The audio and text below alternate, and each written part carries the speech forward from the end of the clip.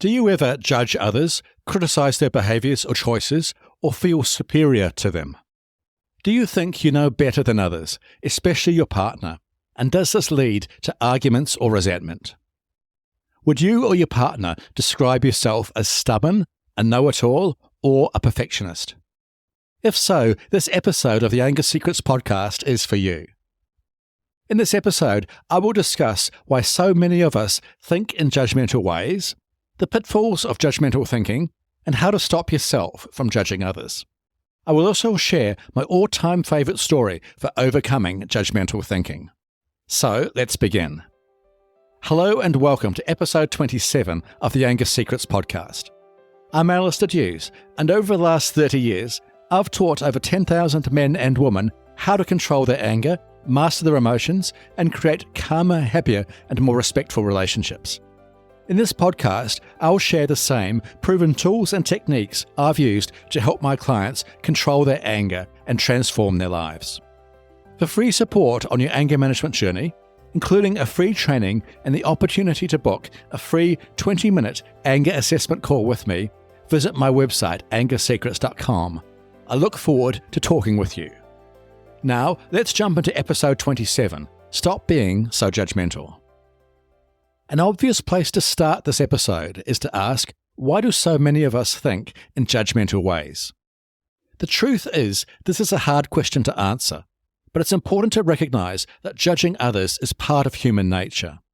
We are hardwired to judge people and situations quickly, even if we don't mean to. For example, we all make almost instantaneous judgments about people we meet for the first time. The problem is that once we start judging, it can be hard to stop. It is easy to become stuck in patterns of negative judgmental thinking and never to change this thinking over time. A second powerful reason why many people become judgmental is the culture we are raised in. For example, many of us have grown up in Western cultures where more and more emphasis is put on being right about things and proving other people wrong. For example, almost all politics today is about winning or being right at all costs. Politicians no longer listen to each other or try to find common ground, but instead seek to prove the other side wrong and win the argument. This type of thinking filters down from our culture into our personal lives. Many of us become more and more judgmental and less willing to listen and cooperate and work with others. These people become entrenched in their beliefs and find it hard to change their mind about anything. So, what are the pitfalls of judgmental thinking? The most obvious one is that judgmental thinking can cause arguments and animosity with other people. When we judge someone, it makes them feel inferior or like they have been accused of doing something wrong.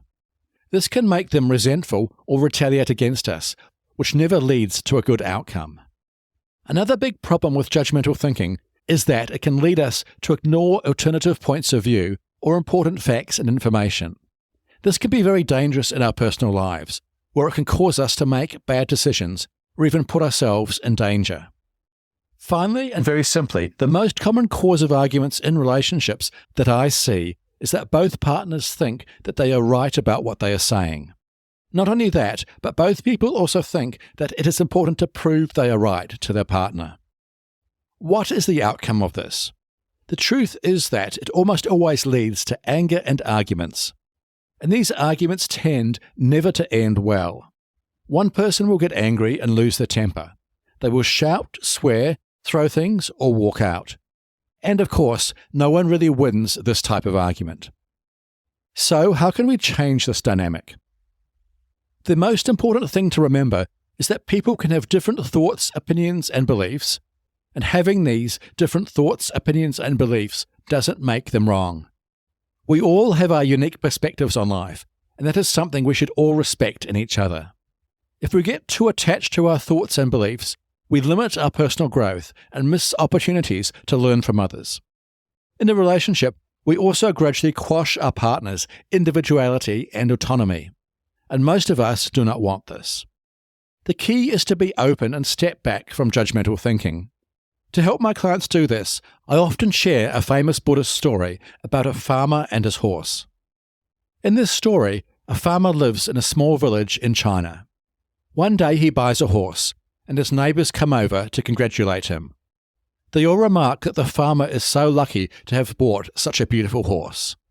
The next day, something unexpected happens. The horse runs away, and the neighbours come over again to commiserate with him. But this time, they all remark that the farmer is unlucky to have lost his horse. The farmer responds to them calmly and says, "Maybe, who knows?" The next day, the horse returns to the farm and brings a herd of wild horses. The neighbours come over again, saying that the farmer is so lucky to have even more horses on his farm. The farmer responds calmly and says, "Maybe, who knows?" The next day, the farmer's son tries to ride one of the wild horses and falls off. He breaks his leg. The neighbours come over yet again, and this time they remark that the farmer has been so unlucky for his son to have gotten hurt. Of course, the farmer calmly responds, "Maybe, who knows?" The day after this happens, the farmer's homeland is invaded by an invading army. All of the young men in the village are taken away to fight, except for the farmer's son, due to his broken leg. The villagers come over again and remark that the farmer is so lucky that his son has avoided being taken away by the army. The farmer calmly responds, "Maybe, who knows?" Of course, this story could go on forever, but the moral of the story is not to be too judgmental about things. We don't know what will happen in life or why certain things happen. Predicting the future is impossible, so it is best to be open-minded and accepting of all events, instead of being too judgmental about anything. These ideas can be applied to relationships too. Instead of getting stuck in judgmental thinking and arguments with your partner, recognize that everyone has different thoughts, opinions, and beliefs. Respect your partner's perspective and try to embrace it instead of rejecting it. You will create a happier, healthier, and more loving relationship, and you may even learn something in the process. Okay, that's all for today's episode on Stop Being So Judgmental, and be sure to tune into the next episode to hear how Angela is breaking the cycle of abuse. If you found this episode helpful, please follow this podcast and head over to your favourite podcast app and leave a rating and review. This will help other people struggling with anger find and benefit from this show. Remember, for free support on your anger management journey, including free training and the opportunity to book a free 20-minute anger assessment call with me, visit my website, angersecrets.com. I look forward to talking with you. And finally, remember, you can't control other people, but you can control yourself. I'll see you in the next episode. Take care. The Anger Secrets podcast is for general informational purposes only, and does not constitute the practice of counseling, psychotherapy, or any other professional health service. No therapeutic relationship is implied or created by this podcast. If you have mental health concerns of any type, please seek out the help of a local mental health professional.